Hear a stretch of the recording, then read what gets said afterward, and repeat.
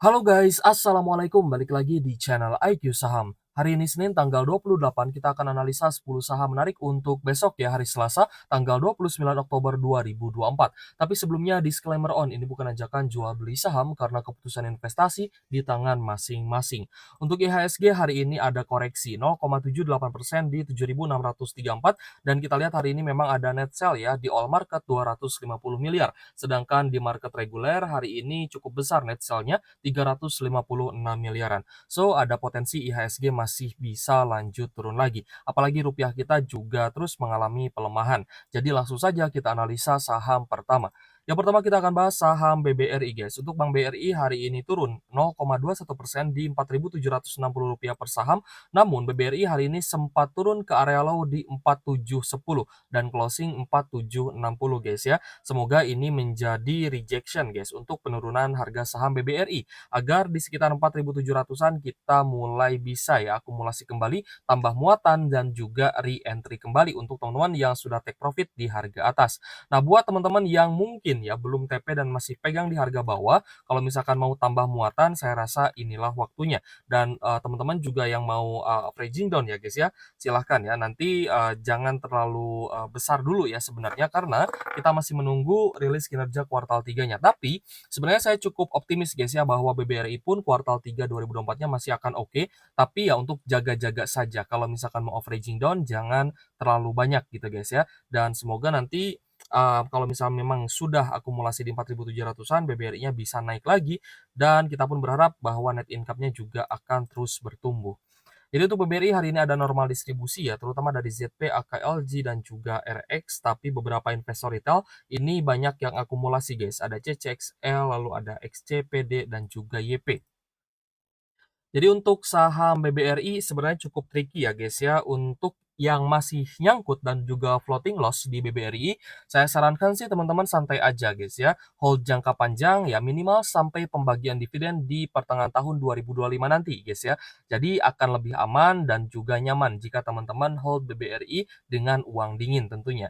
Jadi untuk BBRI hari ini ada net sell ya dari asing 216 miliaran. Jadi kalau misal teman-teman memang belum ingin akumulasi BBRI di harga sekarang, ya nggak masalah juga ya, karena net sell-nya juga masih besar, dan mungkin teman-teman juga menunggu rilis kinerja kuartal 3-nya. Tapi menurut saya sih memang ya hari ini cukup menarik ya, candle-nya ada rejection, dan kalau misal teman-teman mau titip sendal, mau mulai DCA, saya rasa sih tidak tidak ada masalah gitu ya. Yang penting teman-teman tetap atur money management-nya, jangan terlalu banyak akumulasi guys ya.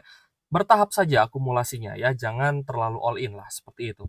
Oke guys, jadi untuk BBRI memang di level saat ini cukup menarik ya, karena yang pertama adalah rejection, yang kedua adalah dia berada di zona oversold-nya. Tapi zona oversold juga sebenarnya mampu bertahan cukup lama. Jadi tetap ya kita akan coba perhatikan ya pergerakan harga saham BBRI untuk kedepannya.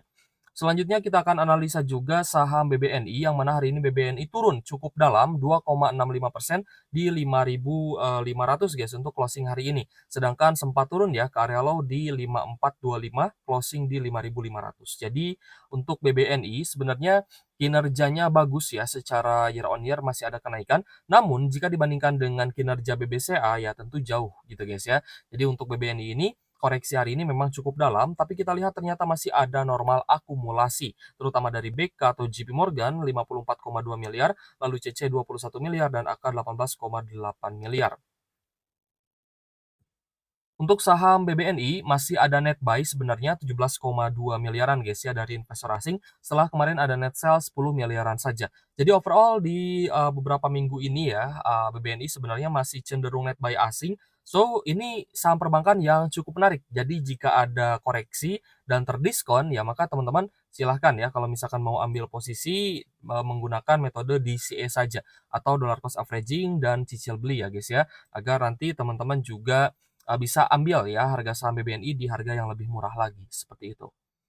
Selanjutnya kita bahas juga Bank Mandiri guys ya. Untuk BBRI dan juga Bank Mandiri memang belum rilis ya kuartal 3-nya, namun ternyata Bank Mandiri hari ini juga turun cukup dalam 3,19%, closing di Rp6.825 per saham, dan kita lihat ya guys ya mendekati zona oversold-nya. Nah, jadi untuk Bank Mandiri kalau misalkan memang turun cukup dalam, ini tentunya akan menjadi kesempatan bagus guys ya untuk kita beli Bank Mandiri di harga yang jauh lebih rendah. Jika Bank Mandiri tidak, mampu bertahan ya di atas, 6.700-an, maka ada potensi Bank Mandiri bisa turun ke level yang lebih rendah lagi.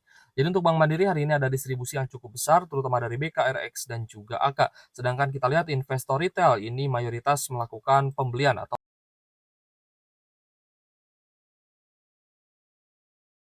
187 miliaran guys ya, dan cukup besar juga sebenarnya net sell hari ini dari asing, jadi kita lebih baik wait and see dulu Bank Mandiri sampai menunggu rilis kinerja kuartal 3 2024 dari Bank Mandiri dan juga BBRI.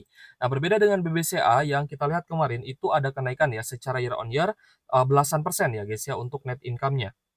Jadi untuk BBCA, meskipun labanya naik, ternyata harga sahamnya hari ini malah terkoreksi ya 1,4% di Rp10.600 per sahamnya. Dan kita lihat hari ini ada normal distribusi terutama dari BK, CC, dan juga YU. Untuk BBCA hari ini net sell ya 21,6 miliar. Sebenarnya net sell asing di 2 hari terakhir, hari Jumat lalu dan hari Senin hari ini, itu tidak terlalu besar ya guys ya net sell-nya. Jadi overall ya mungkin ini markdown saja dan jika kembali ke supportnya di 10.100 sampai 10.200 maka BBCA ini akan menjadi menarik ya guys ya di harga 10 ribuan seperti itu. Jadi kita akan coba pantau BBCA, siapa tahu kita dikasih harga yang lebih murah lagi. Jadi untuk saham-saham perbankan sebenarnya saya masih cukup yakin guys ya bahwa laba bersihnya masih akan oke, tapi let's see ya guys ya apakah nanti Bank Mandiri dan juga BMRI, ya Bank Mandiri dan juga BBRI maksud saya itu labanya masih akan bagus dan ada kenaikan baik secara year on year ataupun kuartalan. Selanjutnya kita akan bahas Astra International yang hari ini juga ada rejection guys ya di support MA50 sempat turun ke area low di 5125 tapi naik lagi hingga closing di Rp5.250 per saham. Jadi ada kenaikan ya 0,48%. Dan untuk ASI hari ini ada akumulasi ya guys ya dari RX, AK dan juga AZ dan kita lihat memang cukup sideways namun beberapa waktu ini memang mencoba ya untuk breakout di 5.300-an sebagai resisten kuatnya. Jadi kalau misalkan Astra International dia berhasil tembus ya di atas 5.300, saya rasa ASI masih mampu untuk bisa uptrend. Tapi kembali lagi, saya cukup pesimis guys ya, kuartal 3-nya akan bagus ya. Tapi let's see lah, nanti kuartal 3-nya bagus atau tidak. Jadi untuk Astra International ada akumulasi hari ini net buy asing 18,6 miliar guys ya. Jadi masih oke sebenarnya, tapi kembali lagi untuk Astra International saya lebih memilih untuk wait and see aja dulu ya. Meskipun ya akumulasinya bagus, tapi kalau misal teman-teman sudah ambil di harga bawah, di sekitar 4.900 sampai 5 ribuan, mau di-hold ya silahkan saja. Kita lanjut ke saham Telkom guys ya. Telkom belum terpantau ya adanya tanda-tanda uptrend sebenarnya karena kemarin ketika dia retest di MA50 ternyata masih turun kembali guys dan juga downtrend. Dan kita lihat kembali ke support sebelumnya ya di sekitar 2.800 sampai 2.900-an. Untuk hari ini ada sedikit kenaikan 0,34% di Rp2.920 per saham. Dan kita lihat ya di beberapa hari ini memang cukup sideways namun per hari ini dia sudah berada di zona oversold dan ada normal akumulasi. Jadi ini cukup menarik guys ya akumulasinya dari OD, BK dan juga YU. Untuk saham Telkom, hari ini masih ada net sell 16,2 miliar dan kita lihat net sell hari ini ternyata lebih rendah ya dibandingkan net sell di beberapa hari yang lalu ketika Telkom ini mengalami penurunan dan juga koreksi kembali. Jadi apakah ini awal dari bangkitnya Telkom? Nah, kita akan coba pantau saja yang overall hari ini memang ada akumulasi juga ya, terutama dari investor domestiknya. Sedangkan asing tadi kita lihat masih ada net sell ya. Jadi oke guys, untuk Telkom ini saya rasa menarik ya untuk buy on weakness dan drawdown-nya juga cukup terbatas. Jadi ya ini preferensi masing-masing aja sebenarnya. Ada yang suka saham BUMN ya karena dia ada kewajiban bagi dividen ya guys. Jadi sudah dipastikan bagi dividen. Tapi ada juga yang tidak suka ya guys ya dengan saham-saham BUMN ya karena mungkin takut ya ada kasus atau lain-lain. Itu termasuk preferensi masing-masing ya, termasuk dari kriteria saham masing-masing gitu ya. Jadi sesuaikan dengan strateginya dan money manajemennya juga diperhatikan. Tapi kalau misal saya lihat memang Telkom ini cukup menarik ya di harga supportnya. Selanjutnya kita akan bahas saham auto guys, anak usaha dari Astra International ya. Untuk Astra Auto Parts hari ini ada kenaikan 1,59% di Rp2.550 per saham dan kita lihat auto ini masih di zona uptrend ya. Untuk auto sendiri hari ini ada akumulasi ya, terutama dari PD, AZAI dan juga DP. Kita cek untuk saham auto. Untuk auto hari ini net sell tipis 1 miliaran saja dan it's okay guys ya, kemungkinan masih akan cukup sideways. Namun jika kuartal, 3-nya ternyata bagus ya guys ya untuk, saham autonya, maka auto bisa saja melanjutkan uptrend-nya atau melanjutkan kenaikannya ya. Dan semoga hal itu terjadi karena saya cukup yakin ya bahwa, segmentasi bisnis dari auto ini akan cukup, bertahan ya guys ya di fase deflasi. Ya di fase di mana daya beli masyarakat sedang menurun ya, tapi saya cukup yakin auto ini bisa bagus lah kuartal 3-nya dan setidaknya setidaknya bisa lanjut uptrend.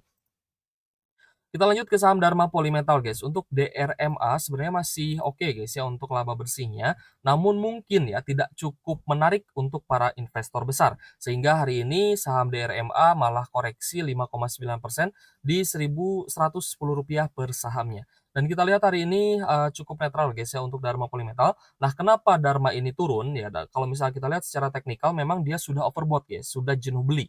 Jadi wajar guys ya ada koreksi dan kita lihat juga koreksinya hari ini cukup dalam, tapi masih, bertahan ya di atas support MA50-nya.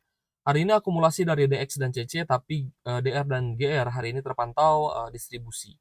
Kita cek ya untuk asingnya, hari ini ada net buy 440 jutaan aja, asing tidak terlalu besar ya akumulasi di Dharma hari ini, tapi overall untuk Dharma Polymetal kita, mencoba untuk bisa, memantau ya Dharma ini apakah akan ada technical rebound lagi dan bangkit lagi nih untuk harga saham Dharma Polymetal. Karena kalau misal kemarin kita lihat memang Dharma ini dia sempat perlahan-lahan ya naik dan juga uptrend.